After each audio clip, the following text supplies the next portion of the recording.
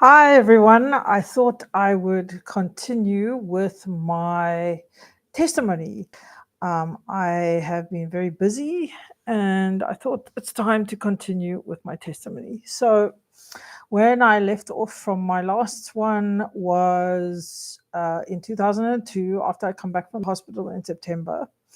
Uh, what also happened in that time period was that I found uh, my birth mother, and I went back to Carmel by the sea, which was the place where I was working. And in the January, I went back to the Lambrecht Clinic for another 10 days. Then I decided that my father decided that I needed to come back to Cape Town. So mid 2003, I came back to Cape Town again. So what happened then is I was so 2003, 2004, I was at home and I felt I needed to be getting a little bit more. I felt I needed to gain a little bit more independence. So what I did is I applied for an organization that assisted people with psychiatric disabilities, um, because I needed a bit more independence. So in 2004, I applied and I got to that house in December 2004. The next big thing that impacted my life a lot, was my father's passing away. So in May of 2005, about 8 days after his birthday, he passed away in his sleep. And I'm going to mention more about that in my book. So what happened is, in those years after his death, I went searching for healing. I was still on some medication for depression. I went. What was particular about that year, that when he died, was that I went into Valkenberg Hospital. Now, the Lord has a way to speak to me. And so my father passed away in May. And let me just check again. I was in the hospital from in July and August, and I was out by September. So when I went into Valkenberg, now Valkenberg, people in South Africa and especially Cape Town make a lot of jokes about it as a mental hospital. And that it's I remember even people joking about it in high school. And it was quite a traumatic time for me, but I believe that Father God told me that I'd be out by spring, and that I just needed to keep to myself in a way that would protect myself while I was there. So what I did is I went in at the beginning of July. I went into that admissions ward for 2 days, which was quite traumatic. It was a room, people were screaming a lot. It was quite dirty. There were cigarettes, and I'm quite sensitive to cigarettes. So I couldn't breathe properly. I had to just, what I did is, for those like 48 hours, I basically sat in the corner and just like didn't do anything. I didn't react to anyone. I didn't like the screaming, but I couldn't do anything really. So, and then, so I was in that admissions ward for 2 days, and then I went to the next ward, and then there's the one where they the general ward. So I was in the other ward for another 2 days. So basically, after that weekend, I was released to the general ward. Then they didn't quite know what to do with me. So I was in the general ward for about, I'd say, 3 weeks. And the routine was the same every week. We had a program during the morning, and then we had lunch, and then at that time the wards were there wasn't fenced, so I would go and spend time with God in the afternoon, just to have time alone, because sometimes crowds can be draining for me. So I had to go and spend about an hour by myself just to survive.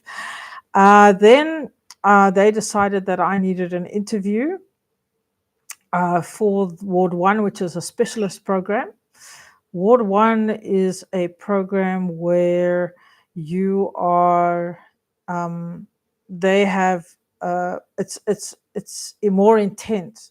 So they have a psychologist and the OT, and they have group sessions and a psychiatrist.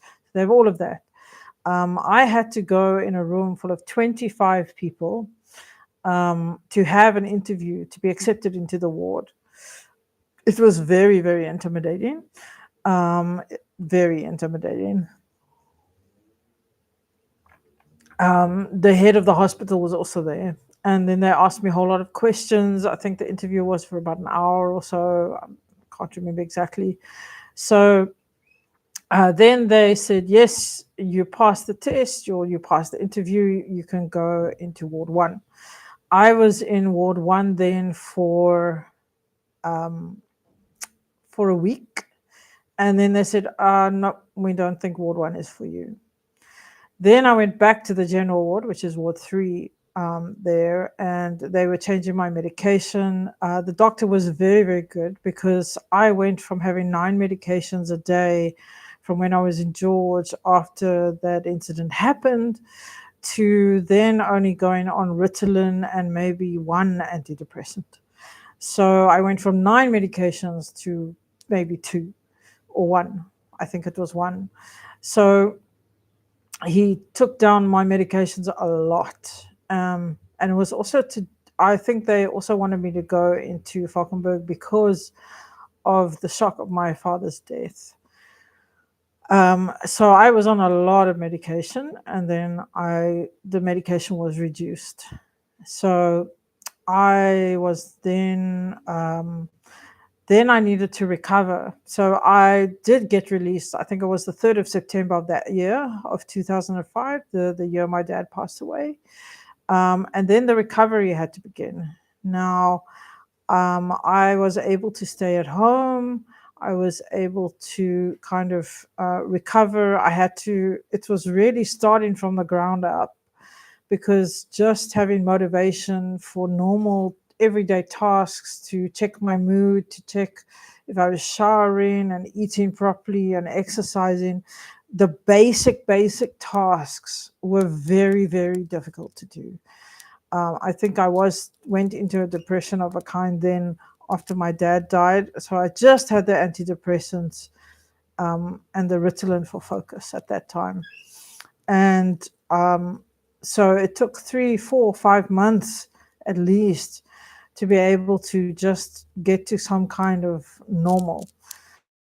And then the next year after that, there's a place that's near Valkenberg that helps you to actually get jobs. So what I did is I actually went there, and my first job after trying to recover from all of this was actually working at Parliament, but not for Parliament, just writing reports and doing things like that. So I was writing those reports. It was a very minimal salary. It was once a week. I got to go into Parliament. I got to basically be in the meeting. Some of the meetings were 2 hours, some of them were 4 hours, and then I'd write up the report. It had to be written in a certain way by the Thursday, and then submitted Friday, and then the editors would go and publish it on their website on the Monday. Quick turnaround time for those reports.